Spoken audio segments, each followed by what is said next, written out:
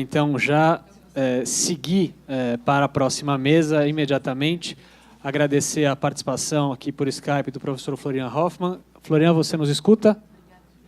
Pelo jeito, sim. Mas a gente não te escuta. Desculpa. Agora tá me escutando? Sim. Tá ótimo. Muito obrigado pela possibilidade aqui. Tá ótimo. Então, professor Florian, acho que você está na Alemanha, não é isso? Estou em Berlim, sim. Está em Berlim. Professora Michele Badin, aqui do nosso programa. Professor Fábio Morosini, da Universidade Federal do Rio Grande do Sul. E o professor Salim Nasser, aqui do nosso programa também. Vocês sortearam quem vai falar primeiro? Professora Michele, você tem implacáveis 20 minutos.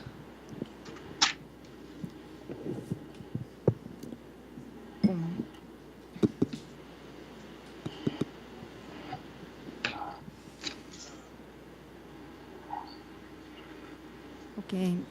Obrigada, Mário. Obrigada a todos presentes. Boa tarde a todos e todas nesse processo já, enfim, de bastante debates. Espero que a gente consiga esse entusiasmo também para essa próxima mesa. Eu queria começar justificando a minha escolha. Enfim, no momento de organização desse evento, surgiram algumas conversas, inclusive diante do contexto que nós nos encontramos, de elaboração do APCN para o programa do doutorado. E a minha escolha foi, então, não necessariamente eu mesma falar do que eu elejo como a minha melhor produção no campo, mas uma produção minha que faz um diagnóstico do meu campo de pesquisa e a localização de onde eu vejo a produção do mestrado da GV nesse espaço.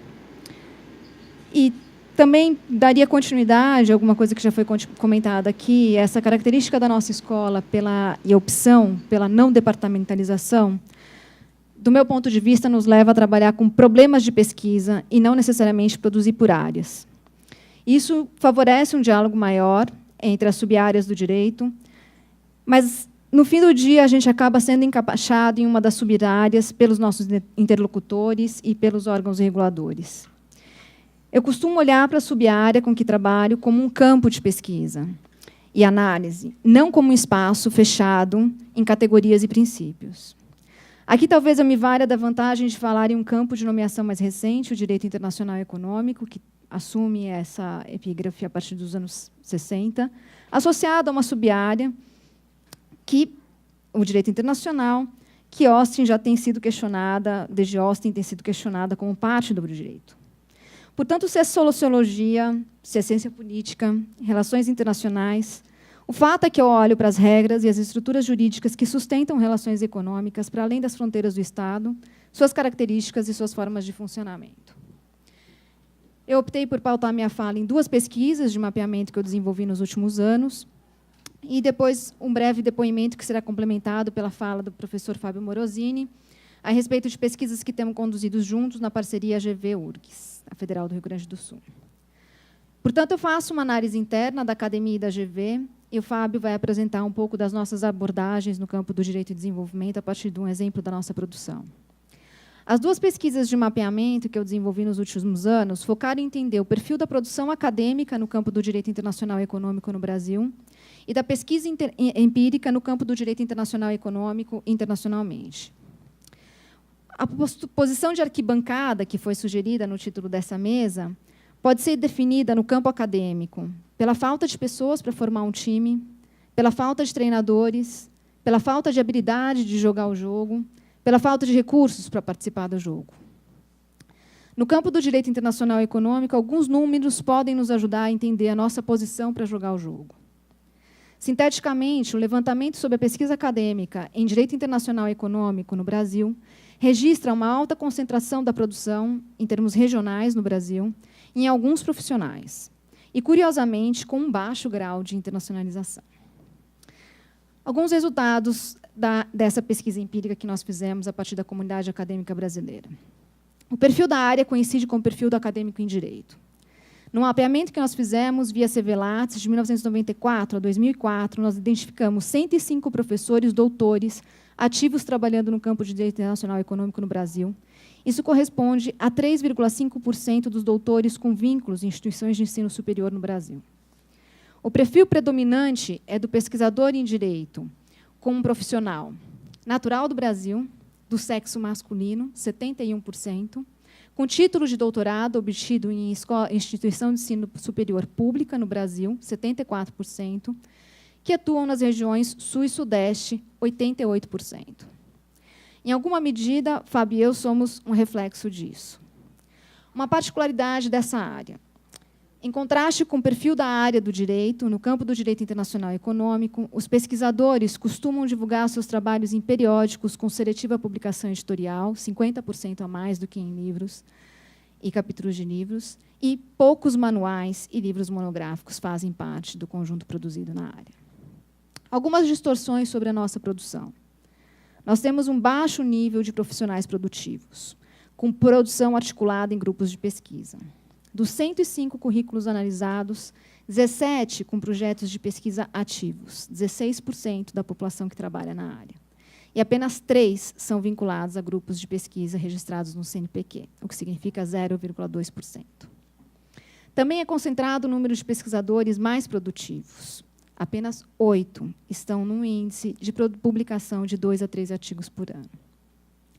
Registra uma alta concentração temática. Há uma predominância ou quase que exclusividade de algumas áreas temáticas de pesquisa. 2 dos grupos do CNPq são sobre comércio e investimento, 1 sobre contratos internacionais e 2 sobre mercados de capitais e tributação.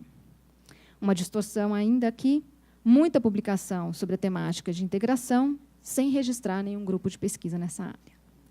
1 grupo de pesquisa em mercado de capitais e tributação, sem resultados significativos de pesquisa. Há um baixo grau de internacionalização. Grande parte da produção é publicada no Brasil. 16% apenas publica fora. Isso confirma a tese geral de Ivani Kunz sobre a produção científica em direito no Brasil, que é uma tese na Unicamp sobre o perfil da nossa produção acadêmica no campo do direito. Apenas 6 pesquisadores no Brasil estão vinculados a associações acadêmicas regionais e internacionais que discutem pesquisas e articulam projetos comuns. Como que nós formamos mais capital humano no campo do direito internacional e econômico? A formação de capital humano é baixa, é muito concentrada no Sul e Sudeste. Das 49 instituições de ensino superior que contam com um professor de pesquisador na área, apenas 15 contam com um programa de doutorado, o que fica como um registro em favor do nosso programa. Não necessariamente os professores mais produtivos são aqueles que mais orientam. Alguns temas de pesquisa têm sido inovados a partir das orientações, como foi, por exemplo, casos das temáticas de empresas transnacionais e corrupção, que são temas que surgiram a partir de orientações e não a partir de agendas de pesquisa de professores. Um caso em contraste é o caso de financiamento internacional, que surge mais como uma provocação dessa agenda de professores em detrimento da agenda dos orientandos. Somos um time pequeno no Brasil, com distorções regionais e desigualdades estruturais.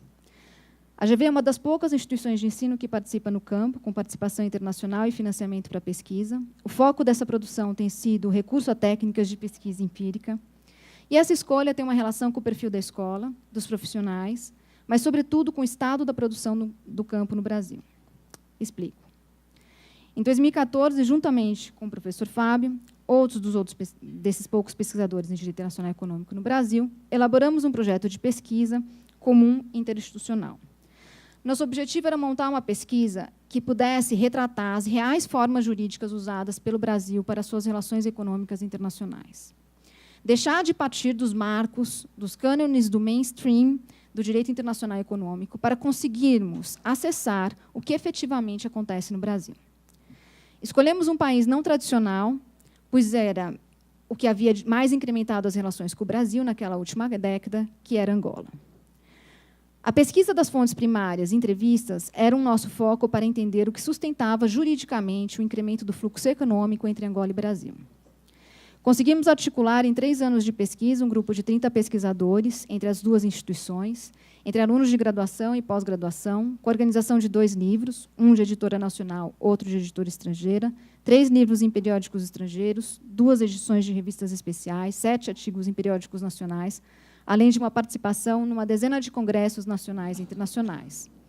Nós abrimos a uma discussão nos espaços interdisciplinares, como a Associação Brasileira de Relações Internacionais, nos diálogos entre acadêmicos e práticos do campo internacional, como a Society of International Economic Law, ou o Grupo Específico de Direito Internacional Econômico da ASIO, e a própria ILA. E também nos espaços conhecidos por uma abordagem crítica, como a Law in Society, o EPED e o IGLP. Esses números parecem grandes, mas não são suficientes. E aqui eu conto um pouco da anedota para exemplificar o problema do time falho. Nosso primeiro texto sobre a construção histórica das relações Angola-Brasil apontava para uma estrutura complexa de instrumentos de direito internacional público, um acordo e muitos acordos executivos. O Brasil tem mais de 70 atos bilaterais com Angola. No entanto, o que acontece é que a gente tem o apoio de um único acordo que passa pelo Legislativo e todo o restante da relação bilateral ela é conduzida por atos que não passam, são considerados como atos executivos e não passam pela aprovação do Congresso. Esse foi um mapeamento inicial que nós tentamos, enfim, total que nós conseguimos fazer. A dependência total desses atos em relação ao acordo celebrado em 1980, que inicia as relações Brasil-Angola, e depois alguns poucos acordos que sobraram dispersos. Enfim, do volume dos 70, esses são poucos acordos que ficam dispersos. Esses instrumentos públicos também contavam, curiosamente, com a referência direta ao setor privado. Empresas públicas e privadas explicitamente mencionadas nos acordos e integrantes dos compromissos assumidos. Instituições financeiras públicas e privadas integradas das relações econômicas. Relações de financiamento que determinavam as relações de comércio e investimento. Fluxos de comércio que, na verdade, estavam sendo contabilizados como garantia financeira no balanço de pagamentos brasileiro. Relações de continuidade entre acordos internacionais e contratos privados. Contratos privados com proteção diplomática. Novas cláusulas nos contratos privados. Uma inovação para a segurança contra riscos numa relação de investimento sul-sul. Ou seja, nada disso estava na doutrina mainstream. Objetivo cumprido, mas, para o campo nacional, tudo ainda parece muito estranho. Nosso número é pequeno. A gente tem uma relação, um caso analisado. A gente tem que gerar outras pesquisas similares. Para o campo internacional, onde tivemos mais ruído, algumas percepções foram um caso exótico, sobretudo quando nós tivemos a oportunidade de dialogar na Europa. Uma classificação explicitamente como um sistema primitivo de estruturação econômica internacional, pelo debate mainstream, e ainda uma qualificação de imperialismo ou subimperialismo brasileiro pelos principais espaços de debate dos críticos. Portanto, nós voltamos para casa com novas tarefas. Conseguir explicar que sistemas primitivos existem no século XXI, não só no Brasil. Descrever a periferia como parte do sistema internacional, não apenas como receptora, mas como promotora de outros modelos. E aqui, um dos arranjos presentes nessa relação Brasil-Angola é conhecida como Angola Model. Foi reproduzida em vários outros espaços. Modelos que talvez sejam do Sul, estamos atrás de um outro N importante, que talvez hoje seja o caso da China, que tem uma estrutura similar a essa estudada na relação Angola-Brasil. Isso pode nos ajudar a afastar a postura progressista sobre modelos muito presente no debate de direito e desenvolvimento. Incomodados com a classificação de império para a situação do Brasil nas suas relações assimétricas, nossa preocupação é reelaborar os conceitos e categorias desenvolvidos para relações de dominação de um centro para uma periferia, uma relação binária na relação do subalterno, para uma relação complexa de uma economia instável, com espaços de cooperação por uma autonomia conjunta e exploração capitalista ao mesmo tempo. E a coexistência de outros modos de capitalismo numa mesma relação econômica. O Fábio vai contar um pouco mais desses passos, e digo que todos os demais estão sendo dados em âmbitos de centros e de grupos de pesquisa aqui na escola, incluindo a interlocução com outros espaços de produção de teórica no campo, por isso agradeço a presença do Florian, uma das pessoas com as quais nós temos procurado dialogar na PUC do Rio, e algumas parcerias para ampliar o nosso alcance, como é o caso hoje do Mackenzie e o próprio CPDOC no âmbito da Fundação. Tem um doutorado aqui na escola, vai ser uma das importantes vias para a gente continuar a expandir o time, com pesquisas, mais diversidade temática e com possibilidade de captação de recurso e internacionalização. Então, fica essa fala para dar a introdução ao que o Fábio vai apresentar como resultado de pesquisa nessa área.